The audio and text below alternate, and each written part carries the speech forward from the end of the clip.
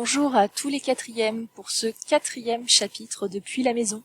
Il est intitulé « Conquête et société coloniale ».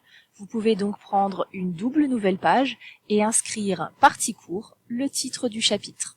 Comme d'habitude, vous trouverez sur le blog le lien vers la chaîne YouTube et plus précisément les playlists, ce sera plus facile pour retrouver les différents chapitres. Mais vous trouverez également le document de travail en version PDF, le document de travail en version DocX, le lien vers votre manuel numérique, la correction des séances et les documents classés par séance de travail. Alors avant de vous expliquer les consignes de la séance 1, il faut d'abord que je vous présente les enjeux et la problématique de ce chapitre.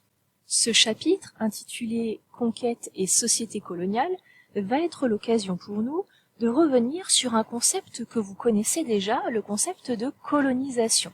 La colonisation, qu'est-ce que c'est ? Eh bien, c'est tout simplement la conquête, puis l'occupation, l'administration et l'exploitation d'un territoire qui est étranger, c'est-à-dire qui à la base ne nous appartient pas. Alors, cette notion de colonisation, vous la connaissez, pourquoi ? Parce que l'an dernier, en 5e, vous avez travaillé justement sur la conquête et la colonisation de l'Amérique latine par les Européens, plus précisément par les Espagnols et les Portugais, essentiellement au XVIe siècle.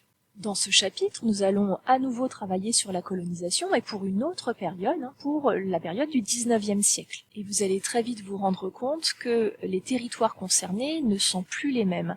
Ça va essentiellement être l'Afrique et l'Asie qui vont être concernés par le phénomène de colonisation. Alors la double page d'introduction de votre manuel, page 92-93, vous permet de bien saisir les enjeux de ce chapitre. Le premier document fait référence à la conquête de ces territoires par les Européens. Ici, il s'agit de Madagascar par les Français. Le premier enjeu de notre chapitre sera donc de nous demander comment s'est passée la lutte armée pour la conquête de ces différents espaces. Puis, le deuxième document fait référence au système de domination coloniale. Effectivement, une fois les territoires conquis, une société particulière qu'on appelle la société coloniale va voir le jour. Ces sociétés seront très inégalitaires entre les Européens, qu'on appellera des colons, qui vivent dans les territoires conquis, dans les colonies, et les indigènes qui vivent sur place puisqu'ils sont originaires de ce pays. Tout au long de ce chapitre, nous allons donc avoir beaucoup de questionnements comme pourquoi les Européens ont-ils colonisé, comment se déroule la conquête, comment se partagent certains continents comme l'Afrique, mais nous aurons surtout un fil directeur, une problématique centrale qui est la suivante.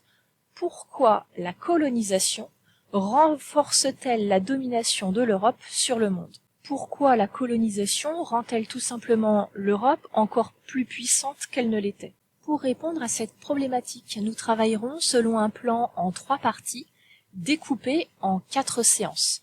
Lors de la première séance, nous travaillerons sur les conquêtes et la rivalité coloniale en nous interrogeant sur le concept de colonisation et en faisant un travail de repérage sur les cartes.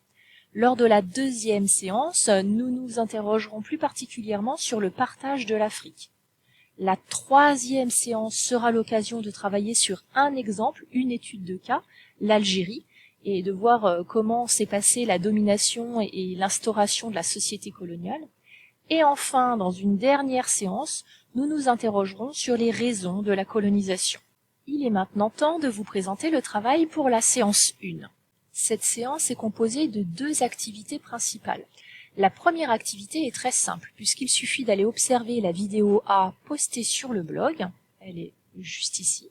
Cette vidéo vous permettra de faire un point de vocabulaire sur ce qu'est la colonisation, et vous en profiterez alors pour faire ce petit exercice où il suffit de relier les notions aux définitions. Si vous ne pouvez pas imprimer, ce n'est pas grave, j'ai mis des chiffres et des lettres, et il suffit d'associer les deux sur votre cahier. La deuxième activité est une activité de repérage. Vous avez des questions auxquelles il faut répondre grâce à la carte de votre manuel, page 101, mais aussi grâce aux cartes et à la frise postée sur le blog. Il y a une petite tâche cartographique, mais si vous ne pouvez pas imprimer, ce n'est pas grave, il suffit simplement d'indiquer à l'écrit le nom des territoires demandés. Une fois que vous avez terminé cet exercice, vous téléchargez la correction sur le blog, vous corrigez, puis vous recopiez la leçon partie court. Bon travail!